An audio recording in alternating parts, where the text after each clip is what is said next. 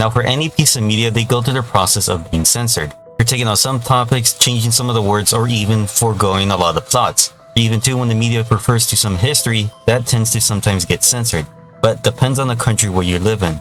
As an American, and also to my viewer demographic, as there are a lot of Americans that are watching my stuff, we're not used to censorship. It is very minor censorship that we have in America, but it's not as much as other countries. Especially this falls in line too for video games too.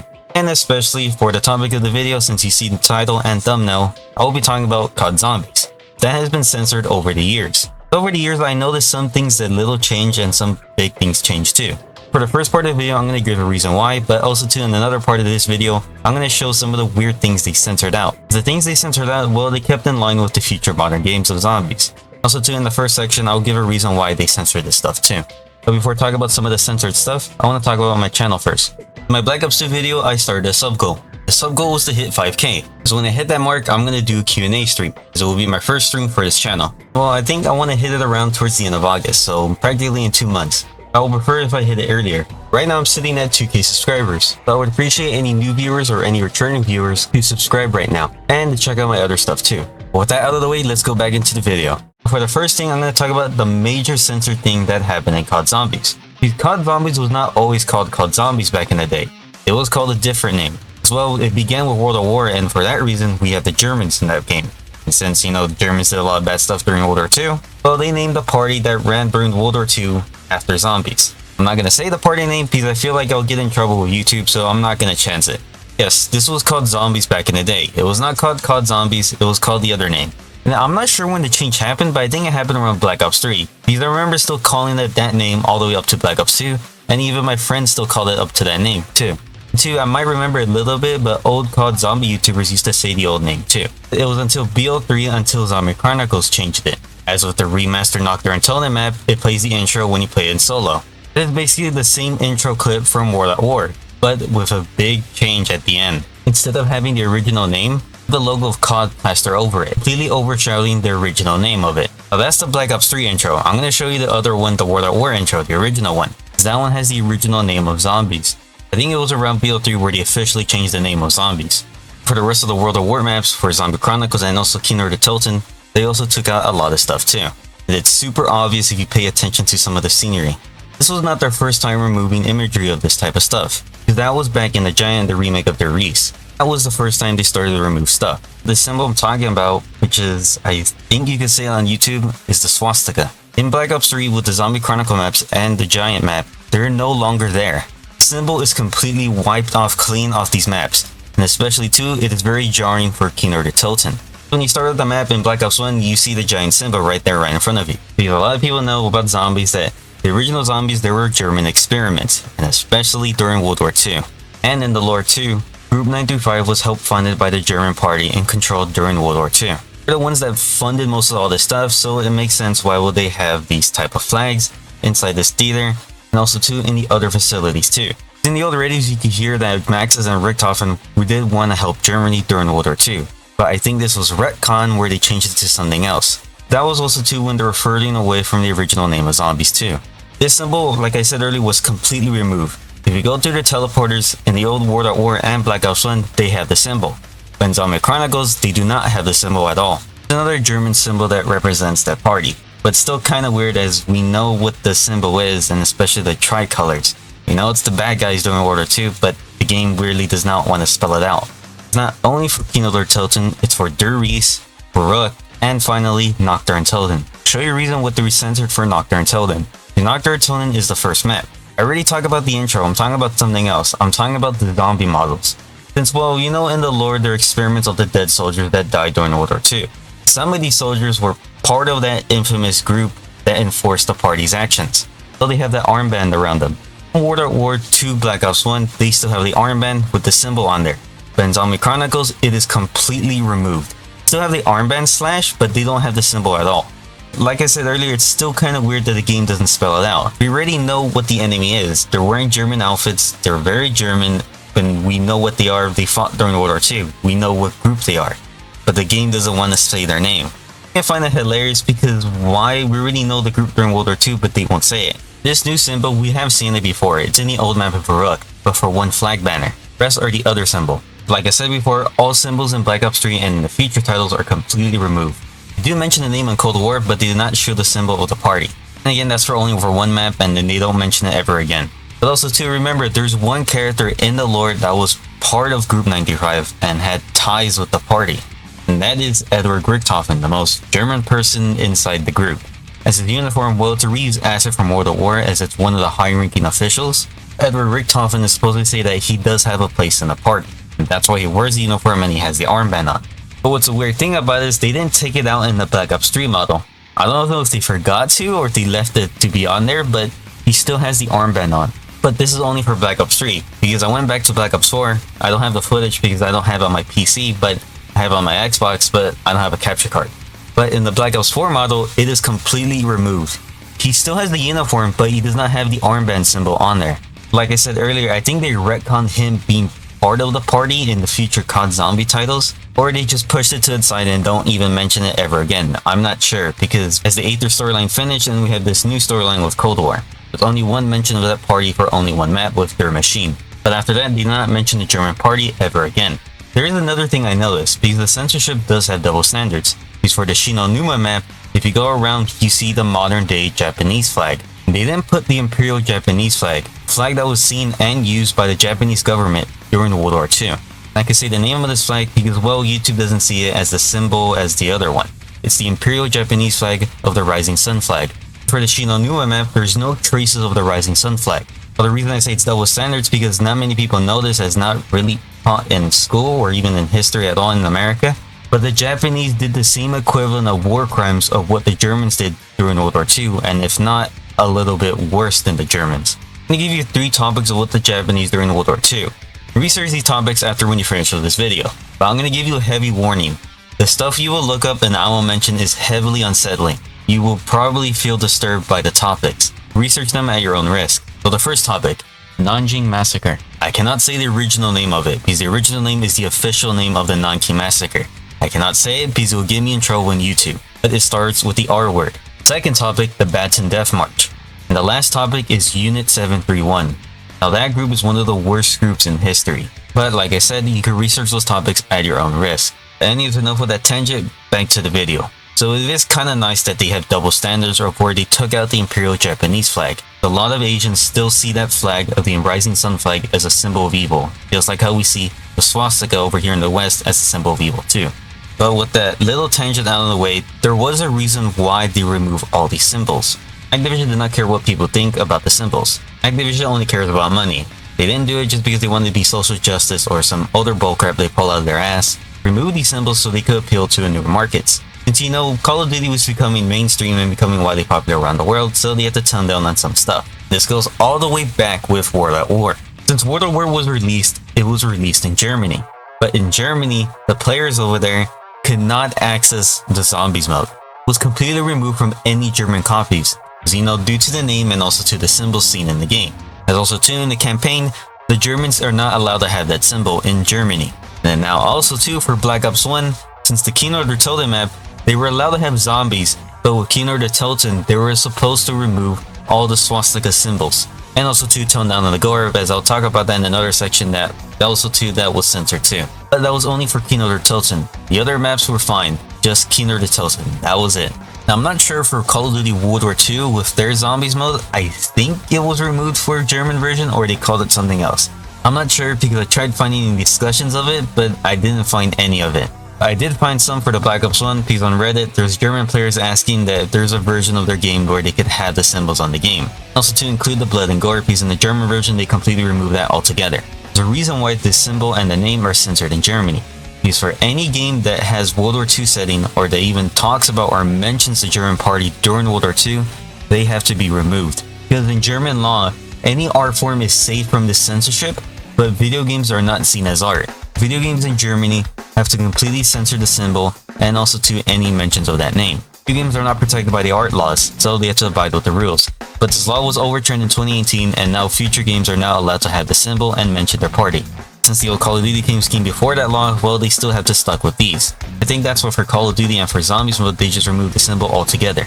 they have to work more extra time on the game just for the German's version of it. But I think not to waste more time on development time just to work for this one censorship for this one country, also to many other countries too, just remove the symbol from altogether, including for every copy, so they don't have to work as much time on this to just remove that symbol. I think that's why for Black Ops 3 and Black Ops 4 they remove those symbols so they can have a wider appeal in Germany, also too for other countries too. I think that's why they started to retcon some of the stuff and remove any references to it so they can make it more wider appeal.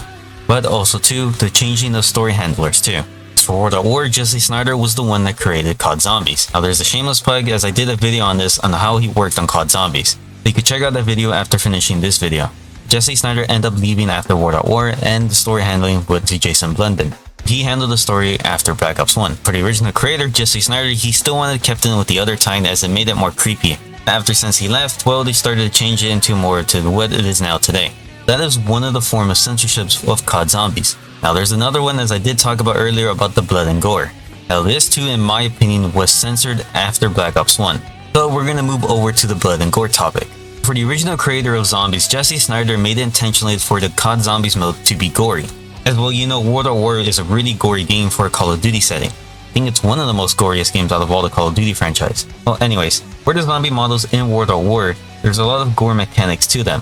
You can shoot off their arms, legs, and head off. But those are minor things of jibbing.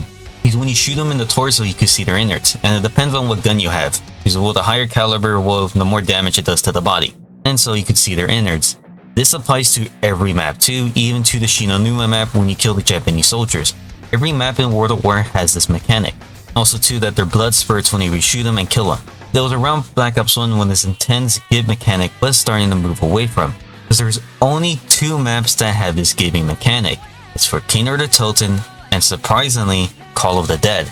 Now Kino the Toten makes sense as basically that was a map that was going to be included for World at War. And this is another shameless plug of where I talk about cut maps from the Treyarch games in another video I did. But Kino the Toten was supposed to be part of World at War and well, it got transferred to Black Ops 1. So basically Kino the Toten is just a World at War map, as it still uses the German models and everything. But this is where it starts to change in the 5 map. So in 5 they use different zombie models. They are the Pentagon security forces and also to the employees too. And also to the scientists. It doesn't matter what gun or even with a death machine, when you shoot them in the torso they do not explode from there. This more gives them more of a bloody red spot if you keep shooting them there. Which I think was supposed to accommodate the non-giving mechanics for those character models. As these are new models, they're not reused assets, they're completely worked from the ground up. The giving mechanic for their torso was a leftover giving mechanic for World at War that they wanted to implement it for the soldiers, but they didn't. So they just put it for the zombies mode.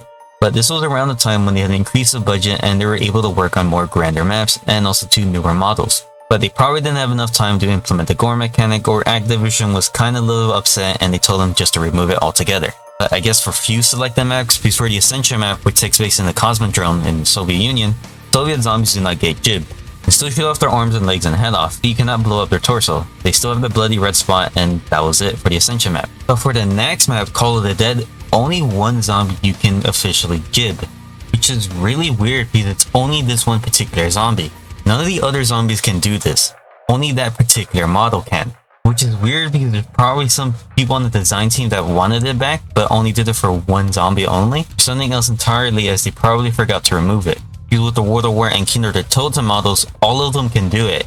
None of the zombies are special, all of them can get gibbed. But there's only one zombie in particular in Call of the Dead is the only one in that map that can do so. But not even for Shangri-La, the moon map, none of them can do that too. None of the zombies cannot get gibbed. They're all the same, and you can show off their legs, arms, and head off. That's it. But for the remastered World at War maps, you can do the same too, as they're basically copy and paste from World at War, so they have the same models and everything. So they're allowed to have that gore mechanic in there. But the design change followed after too for Black Ops 2. There are no zombie in that game can officially be gibbed. And also too, this is where they tone down a little bit on the blood. You do have blood spurts, but you can hardly see it's more of a faint change. And for Black Ops 3, where in my opinion, I think they completely overhauled the thing where they toned down on the blood and also too even on the gore.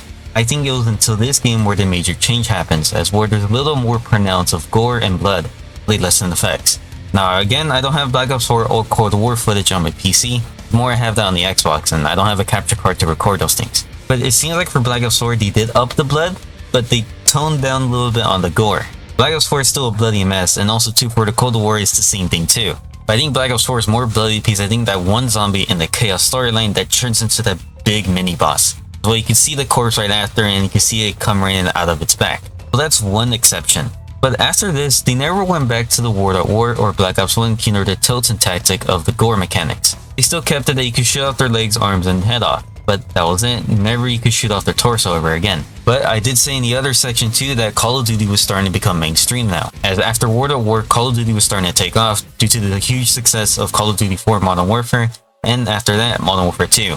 And Black Ops 1 is one of the most sold Call of Duty games ever, so Call of Duty became a global phenomenon, and was starting to get into newer markets. I think back in the day, Call of Duty was only popular in North America and never outside the US, but I might be wrong on that. But since it was starting to become mainstream, other countries have different rules on how video games should be censored or rated at all. Because every country has a different ESRB system compared to ours. It depends on the level of blood or the contents of the game.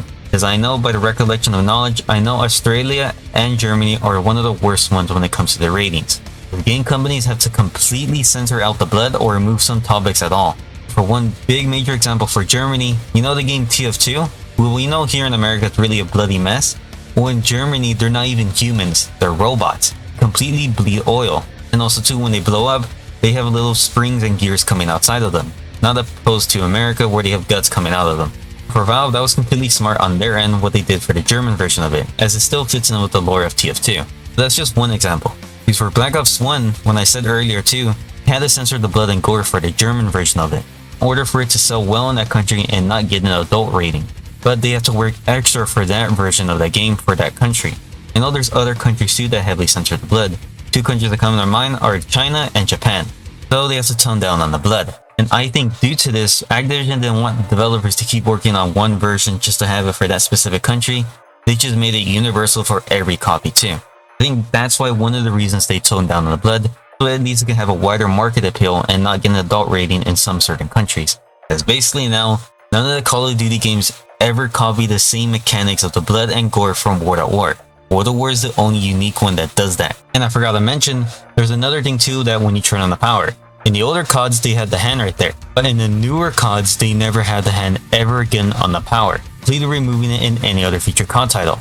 But what I noticed too, there's another weird censorship thing on one specific enemy too. The dogs. The Hellhounds. The Hellhound topic is going to be the last part of this video. As for the Hellhounds, they were introduced with Shino Numa with World at War. As when you get the dog round, there's two types of Hellhounds. The ones that are on fire and that when you kill them, they explode. And the normal ones, when you kill them, tend to flop over and become a corpse. That corpse model stays there for a little bit and despawns. Now they had these two types of Hellhounds all the way up to Black Ops 2, with the town survival map, as they still are the same ones from World at War and Black Ops 1.